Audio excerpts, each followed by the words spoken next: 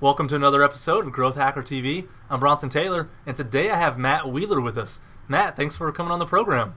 My pleasure. Thanks for having me on. Yeah, for sure. So, Matt, for the people that don't know, you are the CEO and founder of Driftrock, which is a way, as you say, to make more money from social ads. So already that's a pretty good hook, because that's what I want to do is make more money from social ads. And you guys also recently raised $1 million. I think the news just came out like this month or last month. So to start by telling us a little bit about Driftrock, kind of at a high level, what does it do? So I think the thing that we're really interested in is is kind of there's this huge rich data layer on the internet now, and we want to harness the power of these different data sets on the internet and help marketers use that to power their social media campaigns.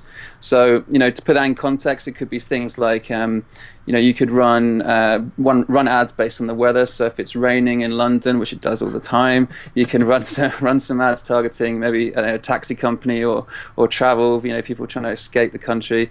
All these different things. Or you could take your existing customer data. You could use that to power. Okay, let's take the best customers we've got from our existing set, and let's use that to find new ones through Facebook lookalike audiences or whatever that might be. Okay. So we're kind of harnessing this data layer around the internet now to do better marketing, to reach people with content they actually want to see when they want to see it.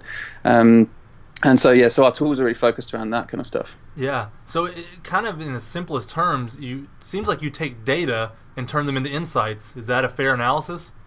Yeah, it's insights and automation as well. So, okay. So you can use signals from around the web, like you could say weather, and you could say, right, let's activate this campaign now, or you could take insights from that data from your Facebook ads that you're running now, use that to do better experimentation. So if it's Facebook analysis, you could say, right, which are the targeting groups are working best in my campaigns? Let's do more of that. Let's do less of that. So it's about using this data to either get insights or automate your campaigns to get a better ROI. Yeah, that makes sense. And now, tell me if I'm wrong. So I get a lot of insights from Facebook already, let's say. When I'm running ads, there's a lot of data there to kind of work with.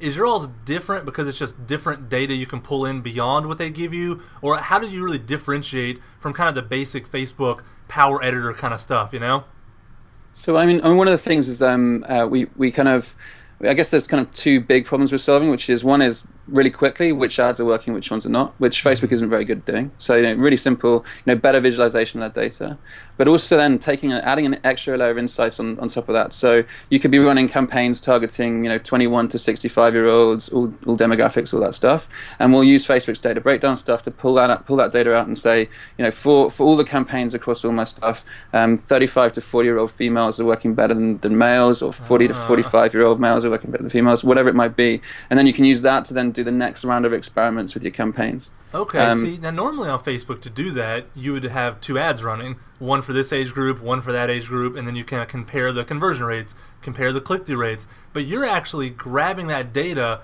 from one ad that's been running, which saves me a lot of time and probably a lot of money also, right?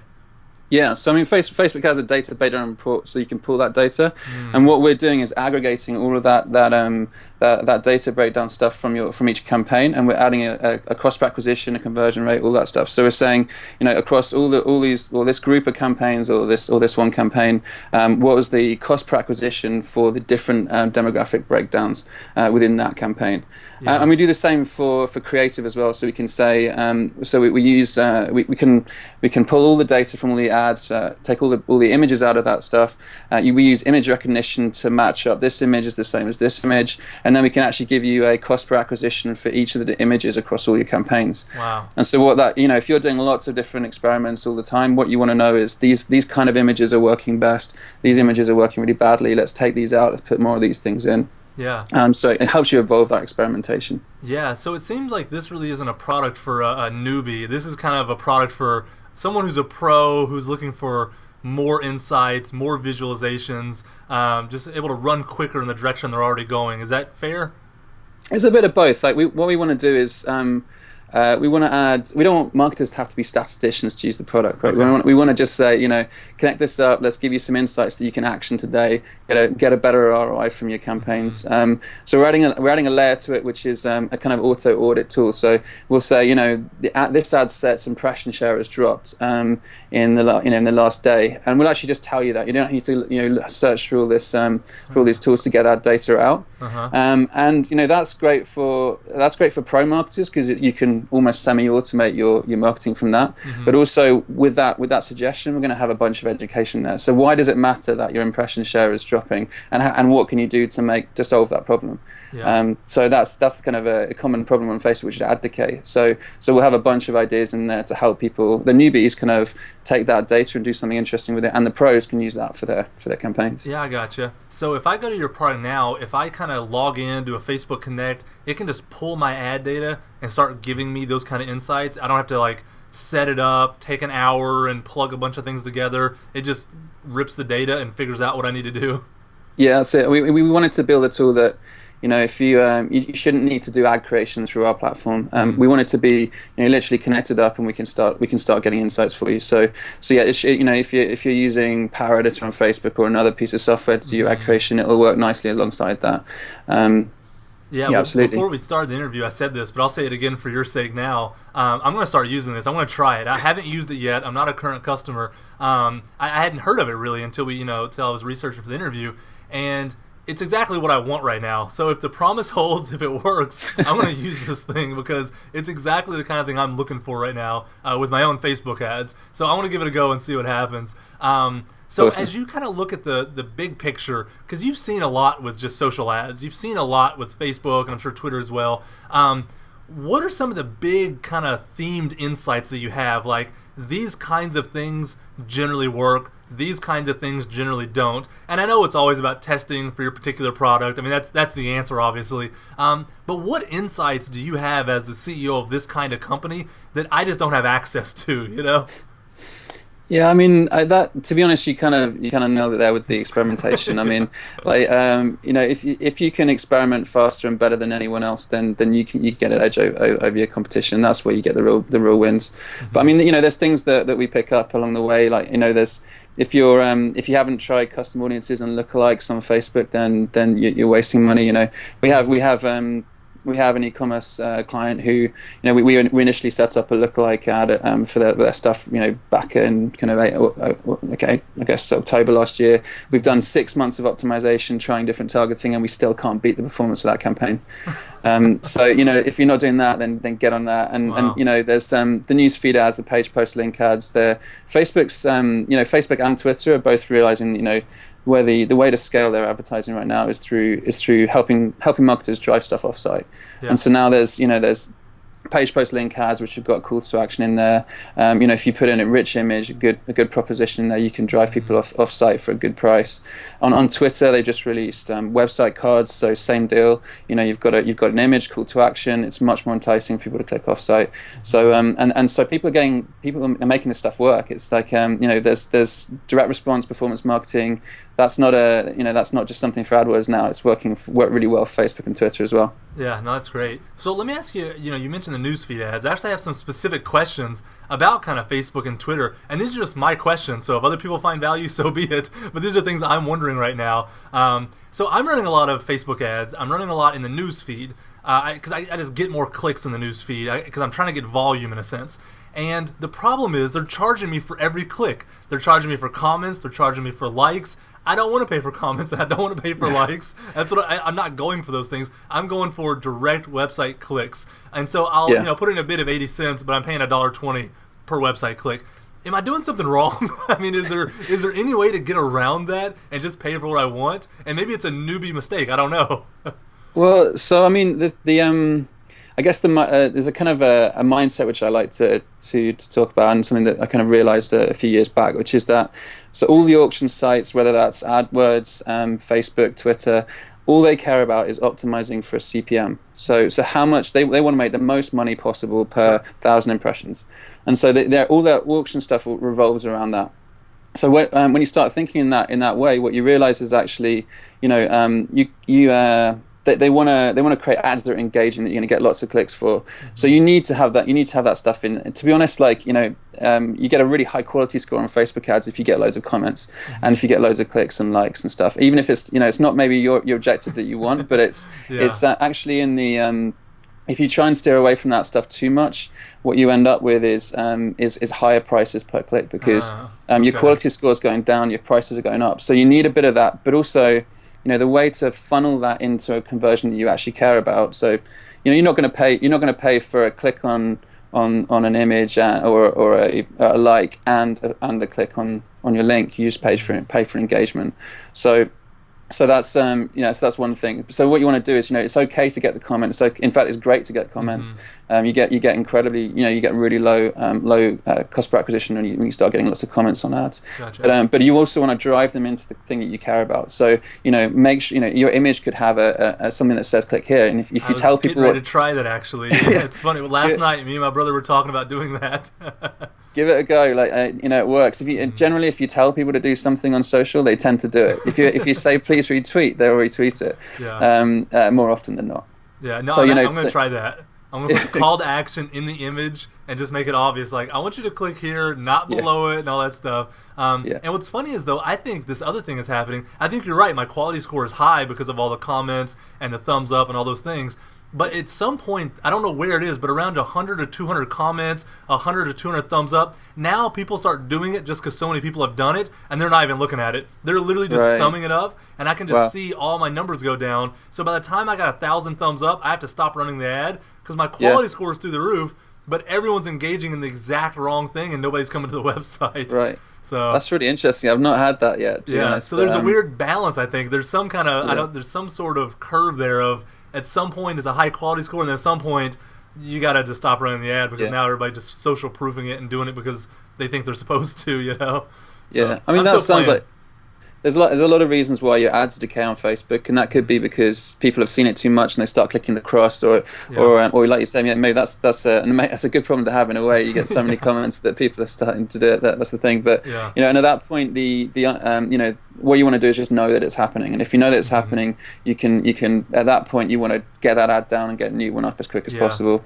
So that's the kind of insight that we want to give people in OpenBook, which is our analysis tool. So no, totally. And that's the kind of stuff that'd be great, because right now I got Facebook open all day long. And another thing you said on your website is it's responsive. It's made for mobile.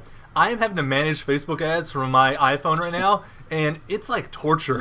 I mean, it is almost torture. Yeah. I gotta go into Chrome and request the desktop site, and then zoom in and like change my bid and change whatever's running, and it's a mess. Yeah. So anything that's mobile that helps me manage Facebook ads, that'd be awesome. Even if it's just giving me insights from it. So let me ask you about the other thing, the other kind of social ad, which is Twitter. In my mind, I guess those are only two, right? Is there any other real platforms going on right now for social ads? I mean, LinkedIn is massive. If you're in the B2B space, you're targeting people based on job roles. LinkedIn is really hot still. So it's great for lead gen, that kind of stuff. So don't rule that one out. But I mean, in terms, for most people, Twitter and Facebook are delivering the volumes right now, and they're working well. Yeah, and you mentioned earlier in Twitter the website cards, and I don't know much about those, so we'll go to that in a second. But I have heard a lot about the lead gen cards, and it seems like a few months ago that's what everybody was talking about. And now I'm not reading articles about it anymore. I'm not hearing people talk about it. And maybe just I'm in the wrong circles. Is it a big deal, or is it not a big deal? Like, the lead gen cards, like, what do you think about those? Where do you land on that?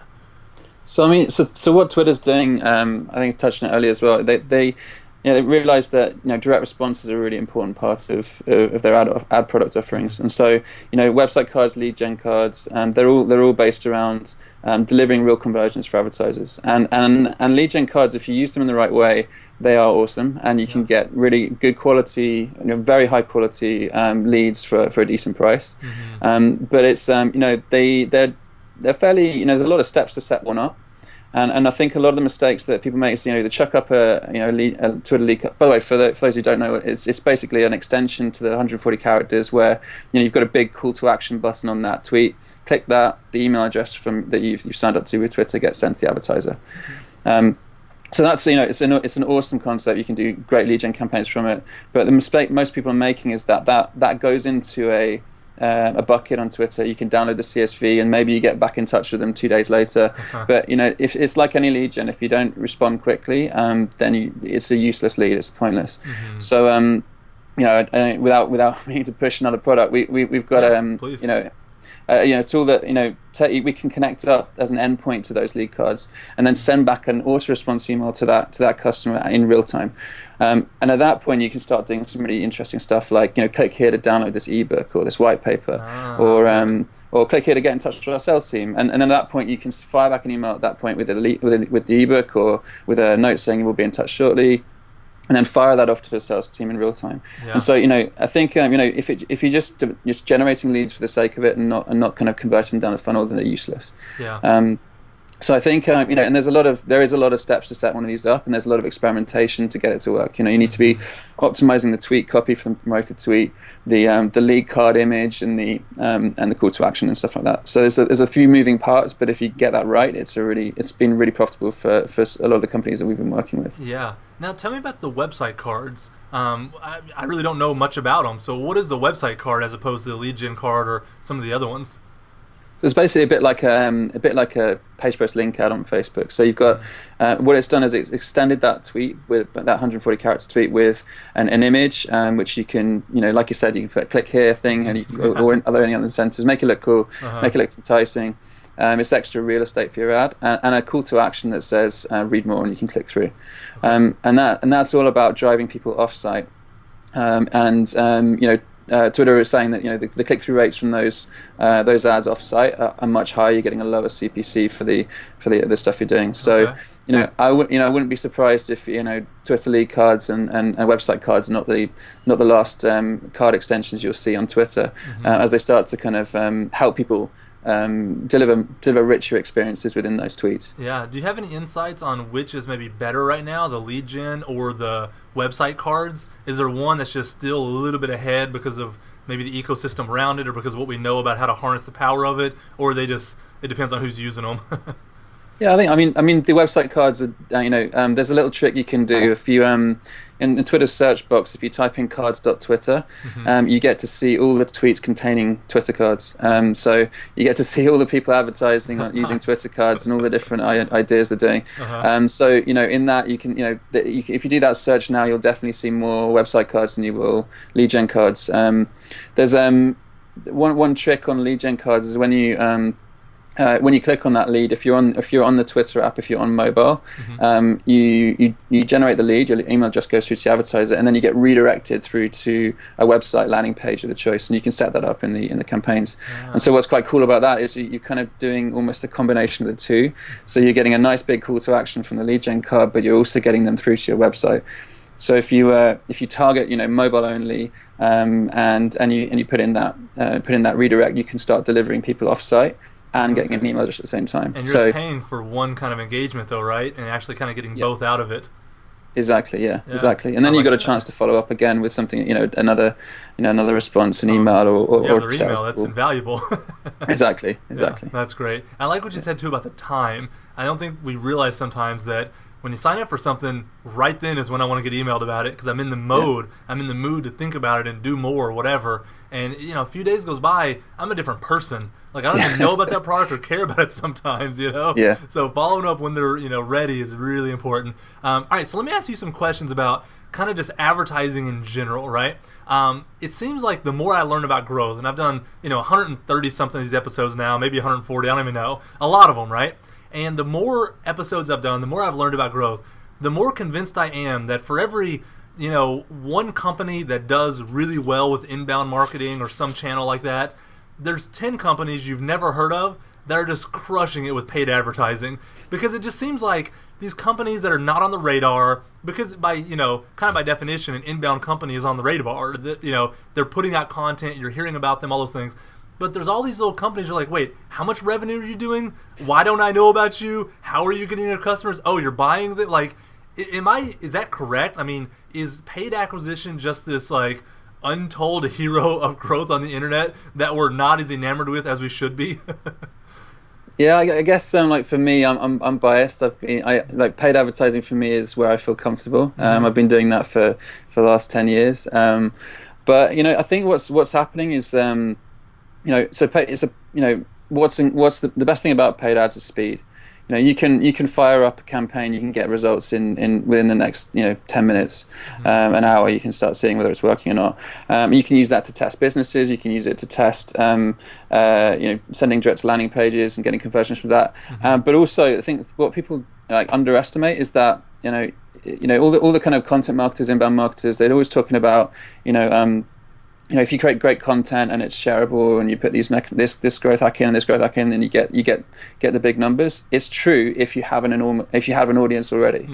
And what I see more and more is that people are a paid ad campaign doesn't necessarily mean buy my product, get here's a discount. It can mean here's a great piece of content that I think you're going to love, and you can get that content out to more people faster through paid ads. You can do if you're doing a content marketing strategy, you can test 5 different headlines with different page post ads or promoted tweets, and you can test which one works. Use that for your then use that afterwards for your organic campaign. It just gives you much more reach, much faster. And what's awesome about paid is that if you spend $1 and you're getting more than $1 back, there is unlimited amount of money you'd want to spend on that. So the scale is huge. So I think paid is becoming more and more crucial to the digital marketing game, and there's a lot of people making a lot of money from it. No, absolutely. And the thing is like, with paid, there's volume. There's a lot of traffic from Google searches and Facebook news feeds and Twitter. That's where all the eyeballs in the whole world are, and so they have the volume. When you get to where you want to spend thousands of dollars a day on ads, you got a few choices. You don't have 20 choices, And inbound, it's hard to spend as much for the volume you want once you get to a certain level. Where paid, there's still a plateau, but it seems like it's further off in the distance that you really can grow something big, if you know how to do it. So it's just an idea that's been rolling around my head. I love inbound. I do inbound. It's huge, But I'm drinking more of the Kool-Aid for paid. I think the more that time goes on. So we'll see how it shakes out. Yeah, definitely. No, that's fun. All right, so let's talk about the kind of the growth of Driftrock itself. What can you disclose to kind of give me an idea of where the company's grown? You raised $1 million, so obviously you had some numbers that the investors liked. So how have you guys grown so far? So we're pretty open about numbers at the moment. We're still small. We do. So we've got about 1,500 marketers signed up to the platform, either to existing tools or tools that we've got in closed beta, and that growth's come from the kind of channels we've been talking about. We'd be crazy not to be using paid channels for our own acquisition if we're building the tools for it. So we do Facebook ads, which is surprise. I never thought B2B would work really well on Facebook. It does. It works awesome. We're getting great CPAs from that. Twitter ads, same thing. LinkedIn. And then we're not inbound and content marketing is a huge part of our strategy as well. We've got our blog is all about really practical advice that you can take and you can just action straight away. That's working really, really well for us. I think people appreciate the kind of do this and it'll work, and try it out. So inbound marketing, content marketing, and then strategic partnerships as well. So working with big influencers who have people following them for Facebook ads advice. We're working with them to kind of if they love our product, then hopefully they'll talk about it. So has that worked out for you guys so far? The strategic partnerships, or is it in the works, or is it actually kind of already had fruit from it? A little bit. We've had a little bit of action so far. I think we're kind of the products are still early on, so we're kind of I guess nurturing relationships right now, and then hopefully when we release an app now on Driftrock, we can go with a big splash and get it out there quickly. Yeah. No, I would say definitely put energy in those areas. I've been surprised by how much they've helped me. I thought all these other channels mattered, but a few partnerships, and all of a sudden your numbers go really far up and to the right. So I can't wait to pick that stuff. Yeah. No, that's great. All right, so kind of looking back, how long have you been doing Driftrock for? How long has it been now? So we are August last year we started, went full time on it. All right, so this is recent. Oh yeah, we're new to the game, but I guess we've been the same team has been doing social ads, paid search ads for many years, and so we're kind of, I guess it's the product of the last 10 years of our Sure, careers. yeah. So, It started in August, but it's been 10 years in the making, kind of thing. yeah, that's it. So, kind of looking back since August, we'll say, what's maybe the best decision and the worst decision you've made as you've tried to grow the company? Because I'm sure there's a handful of decisions on both camps that just really worked out and really didn't. What are some of the insights there so far since August? Yeah, so I mean, I guess the two, we're a startup. We're kind of doing it. I guess trying to find product market fit, and so both these kind of come out of that. But I guess the best thing we did was we're building something that we're incredibly passionate about. Everyone on our team, has a passion for data, has a passion for digital media, and what that can do for companies, how it can help, get an idea, find an audience, and you can probably tell from this that this is something that I think about all the time. And when you have a passion like that, and I think you're building a product around that, then this conversation is great user acquisition for us. And same every time I get up on stage to speak or whatever it might be, I'm acquiring customers, I'm doing customer development, all that stuff. So I think that's something we got really right with Driftrock, is that the team around the product really, really care about it, and are passionate about making it work. And I think that's a pretty, maybe it's an obvious answer, but if it's the right answer, it's the right answer, I mean, previous to that, I was part of a fund that we were creating multiple startups at scale. So we were coming up with any old idea and seeing if we'd get it to market, and we would test it very quickly with digital marketing and all that stuff. And I think the ideas that really worked are when you had an entrepreneur who was absolutely passionate about that topic area. So you're not just driving the numbers, but also you're adding your own brand and your own personality to that product as well. Yeah. All right. So what's something you would have done differently since August? So yeah, I guess so. We made a bit of a mistake early on. I think one of the things that everyone's read the Lean Startup book and all that stuff, and one of the things we did was go, right, let's the way to validate whether we should build one of the apps on Driftrock is we chuck a landing page up with a value proposition. We'll run a bunch of paid traffic through it really quickly and figure out what our cost per acquisition is for those customers, whether and then we'll get some of those customers, we'll talk to them, that kind of stuff.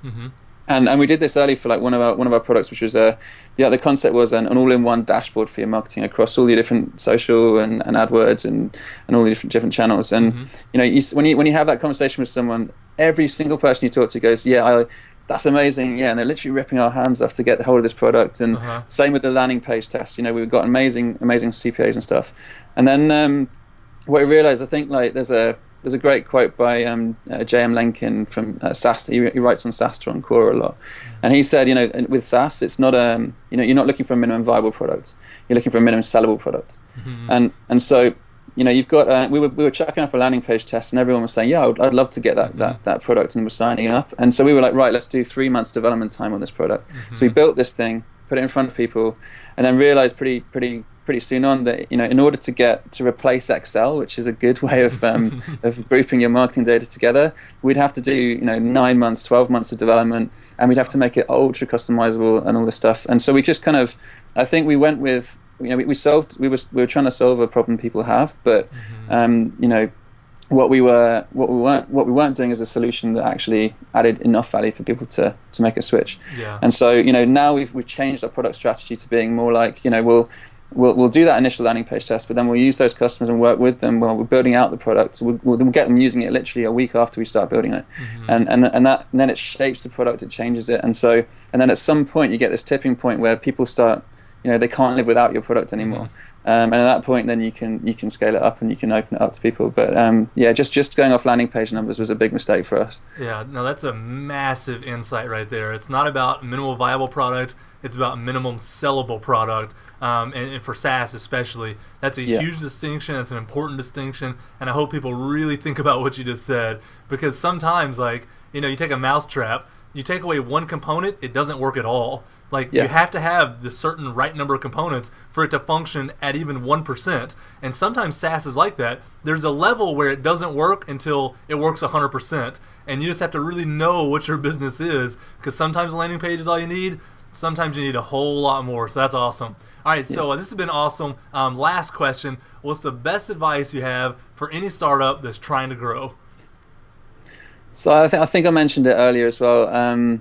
I mean, for me, you've got to experiment. You've got to put on your lab coat, get in the scientist mindset, and start experimenting with everything you do. Like I was part of, previous to Driftrock, part of a company called Forward in London, and we scaled the company from 3 employees to 500, 200 million in revenue because we got better at doing AdWords than anyone else. Wow. And that was through experimentation. That was through testing. That was through technology, and now you've got these new platforms. Twitter is relatively new still as an ad platform. If you're they've just launched website cards, you should be on that straight away, testing, experimenting, and if you get on that sooner than other people and learn how to make that work better than other people, then the auction model just works in your favor. And it's not just acquisition for your company. You could completely transform it. And if you keep doing that experimentation methodology throughout the company as you're growing it, you can see enormous growth curves in your acquisition. Not just paid, everything, but just experiment constantly.